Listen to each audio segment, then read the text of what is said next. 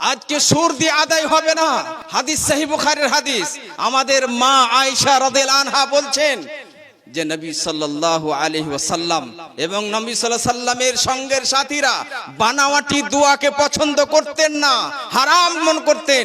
আজকে সমাজ শরীয়ত থেকে, কোরআন ও সুন্নতের পদ্ধতি থেকে অনেক দূরে চলে গেছে, কিন্তু এখনো কিছু যুবক আছে, এখনো ওলামায়ে কেরাম আছে এবং কিয়ামত পর্যন্ত থাকবে ইনশাআল্লাহ।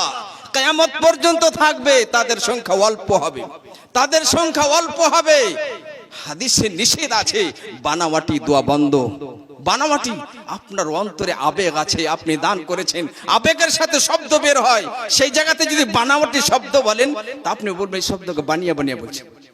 কোন মানুষকে কিছু আপনি দিয়েছেন আর ওই লোকটা বানিয়ে বানিয়ে আপনার প্রশংসা করছে, আপনার কেমন লাগবে? জ্ঞানী মানুষ যদি আপনি চিন্তা করেন, আপনি জ্ঞানী মানুষ চিন্তা করেন, আপনি কোনো মানুষকে 5,000 টাকা দিয়েছেন, কোনো মানুষকে আপনি একটা মোবাইল দান করেছেন, বানিয়ে বানিয়ে আপনার প্রশংসা করছে, আপনি জ্ঞানী মানুষ বলবেন এ আরো বেশি লওয়ার জন্য না, আমরা আখিরাতের জাহান্নাম থেকে মুক্তি পাওয়ার জন্য, দারুস সালামকে বাঁচাবার জন্য।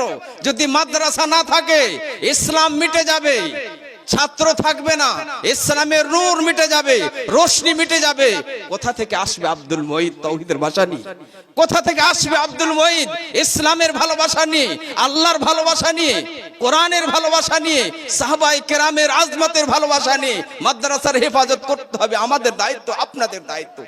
আল্লাহ আমাদের হেফাজত করুন, আল্লাহ আমাদের হেফাজত। তার মানে বানোয়াটি দোয়াকে বন্ধ করতে হবে, বন্ধ করতে হবে। এটা একটা আমাদের বৈশিষ্ট্য। দ্বিতীয় বৈশিষ্ট্য হলো যে কিছু আলেমেরা বানাওয়াটি দোয়া করে, তাদের কাছে কোরআন হাদিসের কিছু, কোরআন হাদিস কিছু থাকে না, তারা শুধু সেটাই করে বেড়ায়। আজকের বৈশিষ্ট্য হলো যে আপনাদের সামনে নির্ভেজাল কোরআন হাদিসের আলোচনা হবে, আপনাদের জীবন চেঞ্জ হবে, আপনাদের অন্তরের জগৎ সুন্দর হবে এবং সেটা আখিরাতে জাহান্নাম থেকে বাঁচাবার বড় কারণ হবে।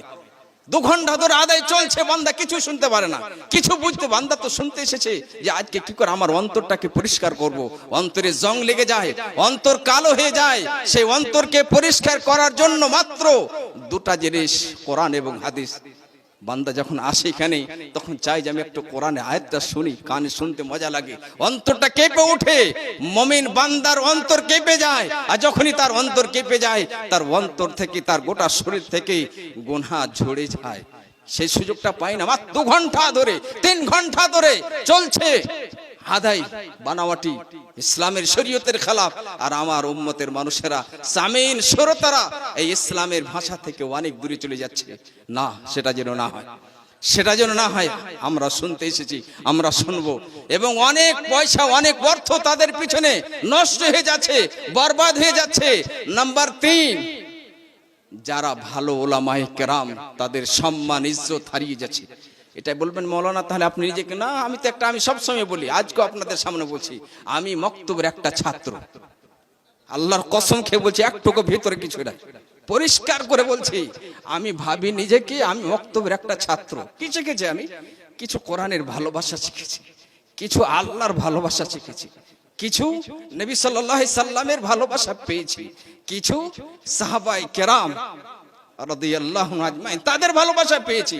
তো যারা ভালো উলামায়ে কেরাম আছেন তাদেরকে এগিয়ে যান, তাদেরকে আগে বাড়ান, তাহলে সমাজের কল্যাণ হবে, সমাজ এগিয়ে যাবে, সমাজের হেফাজত হবে, কোরআনের হেফাজত হবে, তাওহীদের হেফাজত হবে।